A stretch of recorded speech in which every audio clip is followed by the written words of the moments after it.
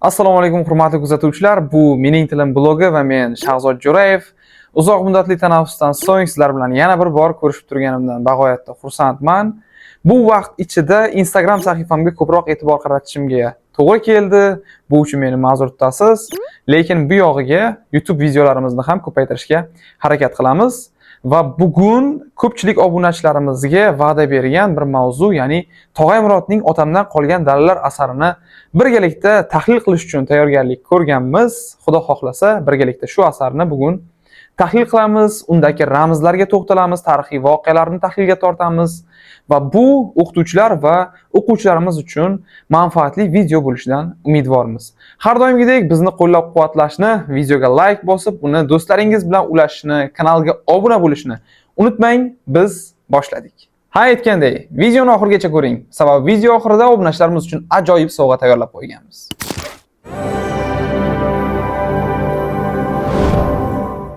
Tog'ay Murodning bu asarini to'g'ri tahlil qilish uchun uni to'g'ri davrlarga bo'lib olish lozim. Eng birinchi Jamoliddin Ketmon davri, undan so'ng Aqrab Chayon davri va oxirida Dehqonqul davri. Bu davrlarga bo'lib olish va asarda har bitta, demak, personajga va personajning davriga alohida yondashish biz uchun tarixiy voqealarni va syujetni tushunishimizni osonlashtiradi. Va yana bir jihat, ko'pchilik kitobxonlar e'tiroz bildirishadi, nima uchun Tog'ay Murod bu asarni o'z shevasida yozgan yoki ko'pchilik kitobxonlar uchun biroz noqulay bo'ladigan so'zlar asosida yozgan deyishadi. Bu Tog'ay Murodning o'ziga xos uslubi. Ya'ni Tog'ay Murod faqat bu asarini shu shevada yozmagan. Uning deyarli barcha asarlari, aytaylik, Oydinda yurgan odamlar, Ot kishnagan oqshom va hokazo boshqa asarlari ham aynan Surxondaryo shevasida yozilgan. Bu Tog'ay Murodning o'ziga xos yozuvchilik uslubi hisoblanadi. Demak, asarni personajlar asosida tahlil qiladigan bo'lsak, eng birinchi personaj bu Jamoliddin Ketmon obrazi. Jamoliddin Ketmonning boshqa qahramonlardan ajralib turadigan jihatlari nima edi? U dehqonchilik ilmini juda ham yaxshi bilardi. Uni oriyati juda ham kuchli edi. Buni birgina Oqpochoni bostirib kelayotganini eshitgan paytda uning kelar yo'liga teskari o'girilib Ketmon urush jarayonidan ham bilib olish mumkin. Bundan tashqari, yerimga rus bosqinchilari kirib olishdi, suvimni, yerimni harom qilishdi deya o'z ishlayotgan, non topayotgan tuprog'idan ham voz kechib ketishga majbur bo'ladi bu inson. Ya'ni u manfaatga qul bo'lib qolmagan, ya'ni butunlay qorin g'amida yashaydigan inson emas.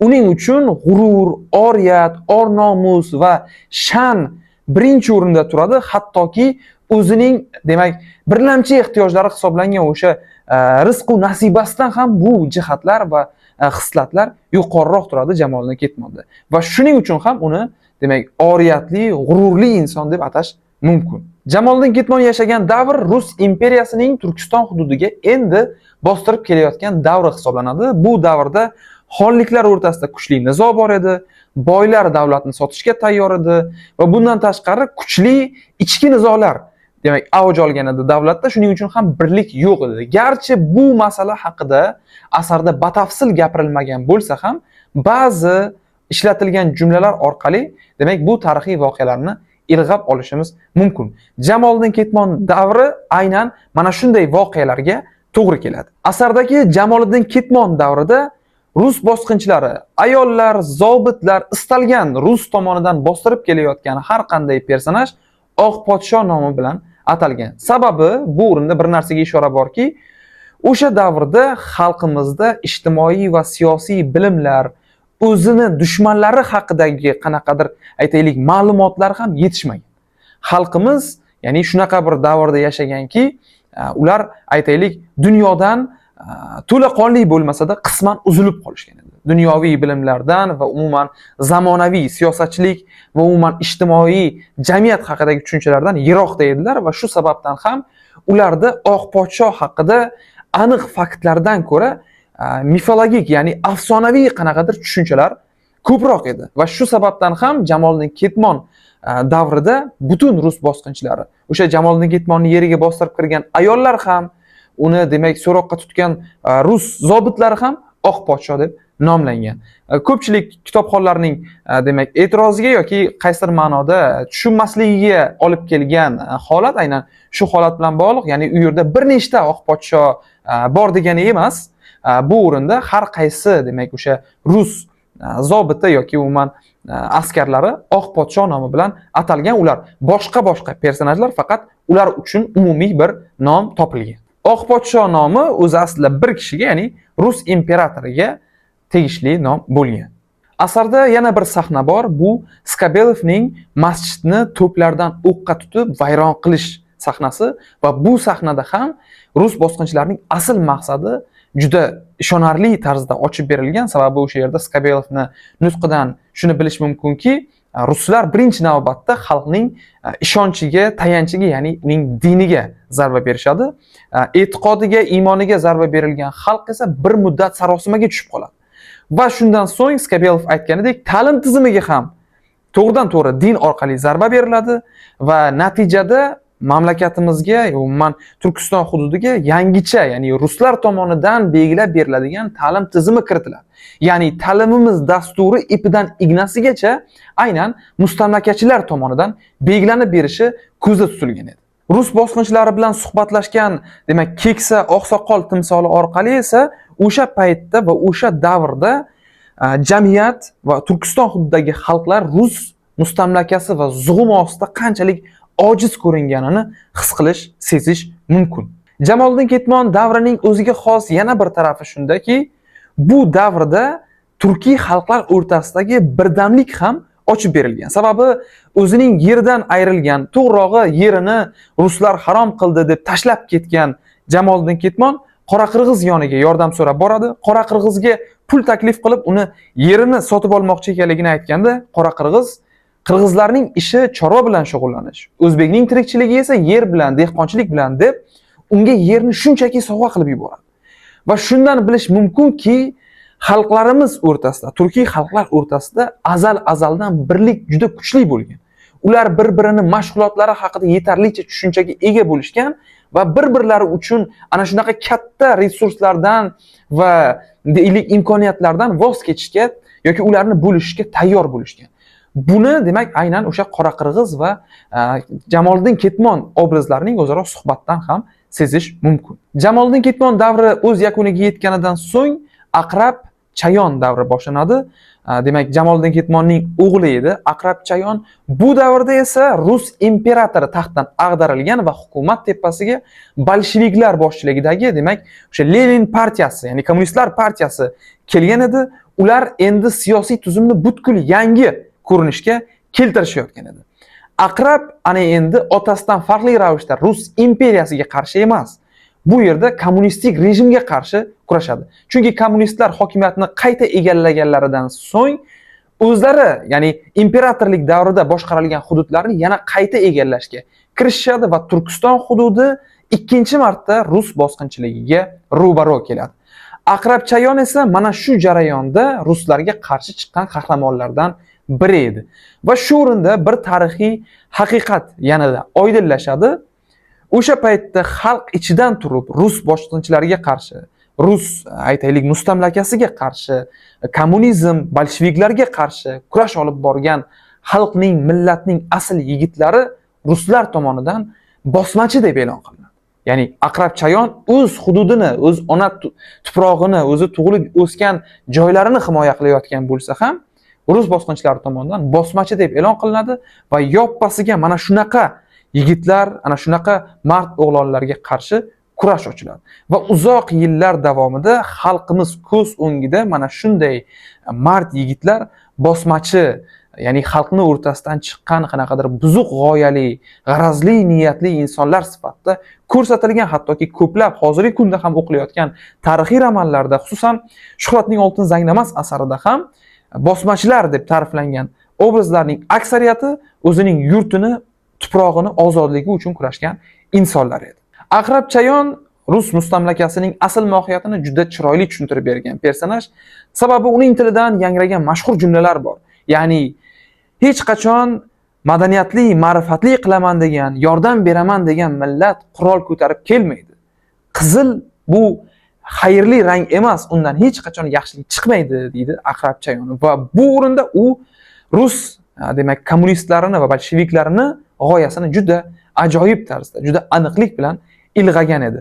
Va u yerda yo'qsillar jamiyati degan demak nomga e'tiroz yangraydi. Chunki kommunistlarning asosiy g'oyasi shu edi. Ular boylardan xalos bo'lgan, faqatgina aytaylik kambag'allar rohat farog'atda yashaydigan davlat qurishmoqchi edi. O'shaning uchun ham ular o'zlarining davlatlarini yo'qsullar davlati, yo'qsullar jamiyati deb nomlashayotgan edi.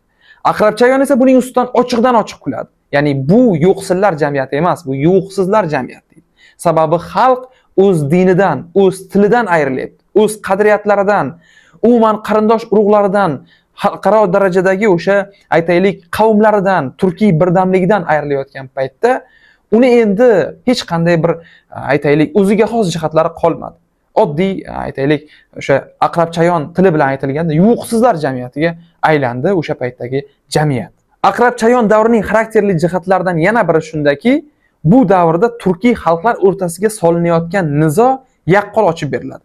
Ya'ni Aqrab Chayonni tutish uchun yuborilgan o'sha Chanishev asl millati No'g'ay edi. Ya'ni turkiy qavmlardan edi. Va o'zining qavmiga, ya'ni turkiy xalqlarga oid bo'lgan mard yigitlarni tutish uchun aynan u tanlab olingan. Nima uchun? Chunki rus bosqinchilari xalqlar o'rtasidagi birlikka aslo yo'l qo'yishlari mumkin emasligini tushunib yetishgan. Chunki xalq birlashsa, uni mustamlakachi yenga olmas edi. Va buni Aqrab Chanishevga juda chiroyli, juda ta'sirli tarzda yetkazib beradi. Ya'ni tili bir, dini bir insonni meni tutish uchun jo'natdi. Sen o'zingizlarga qarshi qurol ko'tarib kelding, deydi o'sha Chanishevga. Va bu o'rinda seziladiki, ruslarni bosqini bu nafaqat hududlarga qaratilgan bosqin, balki xalqni o'sha ma'naviy qiyofasiga, demak, ijtimoiy birligiga, qavm qarindoshlik rishtalariga qarshi qaratilgan, demak, yurish bo'lgan. Aqrab qahramonlarcha halok bo'lganidan so'ng, ya'ni u o'z qadriyatlarini so'nggi saqlab qola bilgan avlod sifatida halok bo'lgandan so'ng Dehqonqul davri boshlanadi. Bu davrni tahlil qilishga o'tishdan oldin Aqrab Chayonni vafot etish sahnasini eslang. U o'z tuprog'idan ayrilmaslik uchun hatto o'limga ham tayyor. Uning hayotiy prinsiplari xuddi otasiniki kabi kuchli. Ya'ni u boshqa bir davlatda kafansiz, yuvuqsiz bir holatda umumiy bir go'rga ko'milgandan ko'ra o'z yurtida pok holatda o'lishni afzal ko'radi. Qabristonga dafn etilishni xohlaydi. Ya'ni qabrimni kelib ziyorat qilib turadi, duo o'qiydi, avlodlarim degan istak unga tirik qolishdan da ko'ra muhimroq edi. Va bu uning qadriyatlari, prinsiplari naqadar kuchli ekanligini, demak, ko'rsatib beradi. Aqrab Chayonning o'limidan so'ng esa Dehqonqul davri boshlanadi. Otalari va bobolaridan farqli ravishda Dehqonqul yoshligidan, go'dakligidan rus mustamlakasi ta'sirida o'sgan inson edi. U maktab chog'idanoq paxta siyosati ichida katta bo'ladi. Ya'ni uni 4-sinfni tugatishi bilanoq paxtaga yuborishadi. Paxta terish bo'yicha musobaqalar tashkil qilinadi, normalar belgilanadi. Kichkina, demak, aslida maktabda o'qish kerak bo'lgan bolalarga ishchi kuchi sifatida qaraladi. Bu narsa, demak, o'sha paytdagi paxta romantizatsiyasi bilan bog'liq. Ya'ni paxtani va uni terish jarayonini chiroyli qilib ko'rsatish, bu orqali xalqning kuchidan o'z siyosati yo'lida foydalanish, demak, rus bosqinchilarining asosiy maqsadi bo'lgan. Va Dehqonqulning tengdoshlari, maktabdoshlari, umumiy fonda butun jamiyat mana shu siyosatni ichida yashashga majbur edi. Bu yerda paxta dalalarida zaharlanib o'lgan bolalar haqida, bunga majbur qilgan maktab o'qituvchilari, buni katta bir sharafdek ko'rsatgan maktab direktori haqida soatlab gapirish mumkin. Xullas, bir gap bilan aytganda, butun jamiyat kommunistlarning sehrli aldovlari qurshovida yashagan. Ya'ni o'zi qilayotgan mehnatning, o'zi qilayotgan o'sha o'zi chekayotgan zahmat va qiyinchilikning asl bahosini bilmaydigan darajada, hukumatga ko'r-ko'rona ishonadigan darajada, o'zining qadriyatlaridan va o'zligidan ajralgan millat obrazi aynan Dehqonqul davrida yuzaga chiqadi. Dehqonqul davridagi jamiyat butun o'y xayoli bilan faqat mehnat haqida o'ylardi. Ya'ni ularning hayotdan boshqa bir ilinji, maqsadi yo'q edi.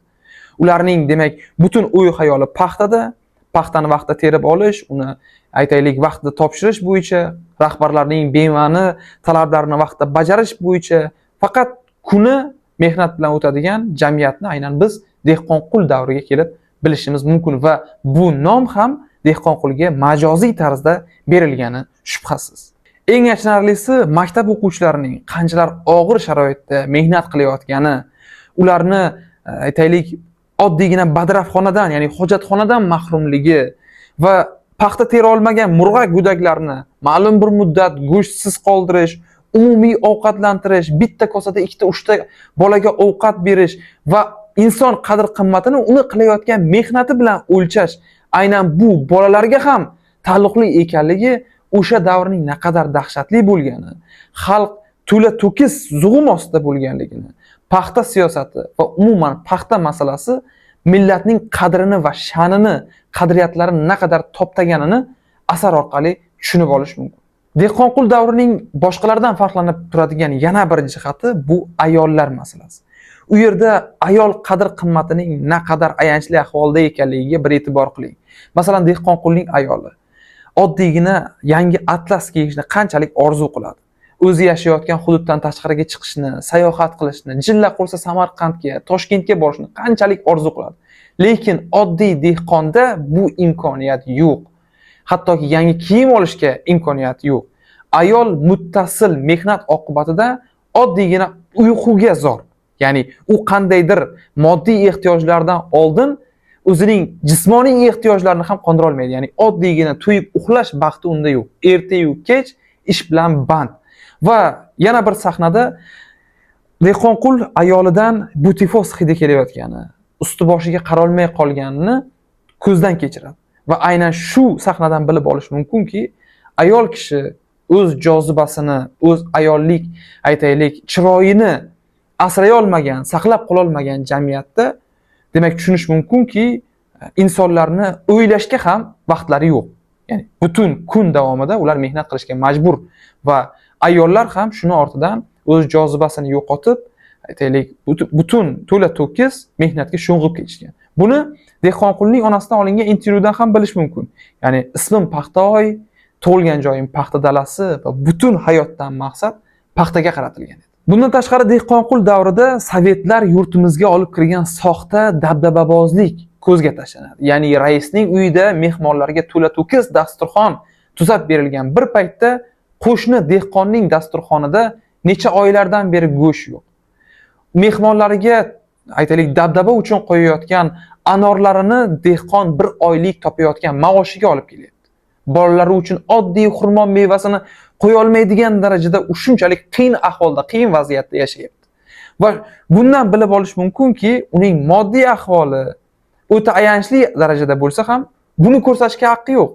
Chunki o'sha payt kinorejissyorlar uning uyiga kelgan paytda ham uyini oldiga qimmatbaho mashina qo'yib qo'yishadi, qora bayir ot bog'lab qo'yishadi. Go'yoki dehqon ham paxta ortidan mashinaga ega bo'lgan, ham qora bayir oti bor, bundan tashqari to'la to'kis baxtli, demak, oilasi bor.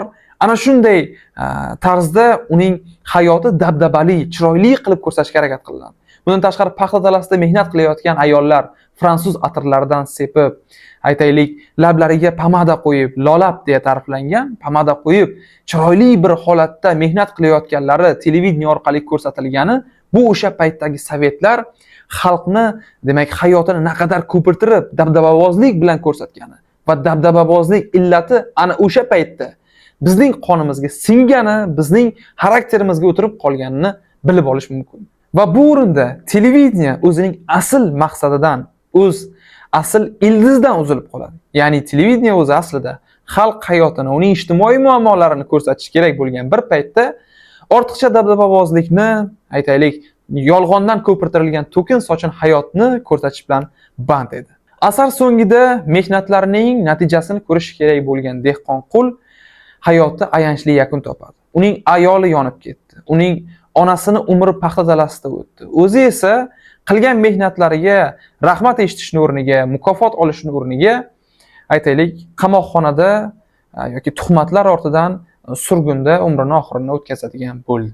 Va Dehqonqulning so'nggi istagiga e'tibor bering. U oxirgi istagida oilasi bilan ko'rishni emas, ayolini qabrini ziyorat qilishni emas yoki umuman boshqa qanaqadir istaklarni emas, shunchaki dalasini ko'rishni xohlaydi.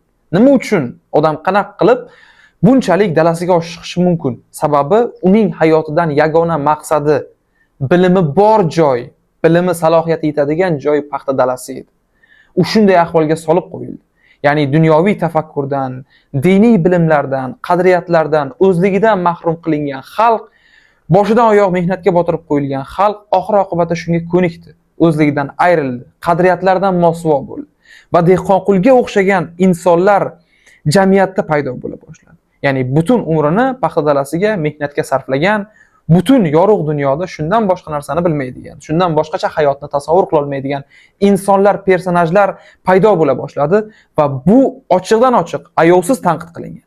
Ba'zilar bu asarni yozilishida e'tiroz bildirishadiki, o'zbek millati juda ko'p yerga urilgan deb.